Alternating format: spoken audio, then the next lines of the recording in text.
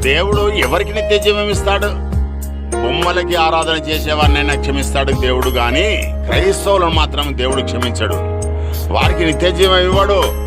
ఎందుకు అంటే ఈనాటి క్రైస్తవులు యేసుని ఆరాధిస్తున్నారు. నిజంగా ఆరాధించవలసింది యెహోవాని. అన్యులు దేవుడెవరో తెలియక నిజంగా ఆరాధిస్తున్నారు. వారినైనా క్షమిస్తాడు దేవుడు. క్రైస్తవులు దేవుడెవరో తెలిసి కూడా యేసు అనే మనిషి బొమ్మకు మొక్కుతూ పండుగలు పప్పాలు చేస్తున్నారు. ఈనాడు యేసు రక్తం ప్రతి పాపం నుండి మనల్ని పరిశుద్ధులుగా చేస్తుంది అన్నారు అపోస్తులు. ఇప్పుడేమైనా కోటాను కోట్ల లీటర్ల రక్తం ఉందా కడగడానికి?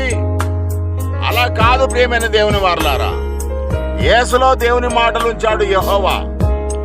ఆ మాటల ప్రకారంగా జీవించిన వాడే సక్సెస్ అయ్యి నిత్య జీవం పొందుకుంటాడు పరలోక రాజ్యంలో. అంతేగాని దేవుని మాటలను తెలియజేసిన యేసు అనే మనిషిని ఆరాధిస్తా అంటే ఎలా?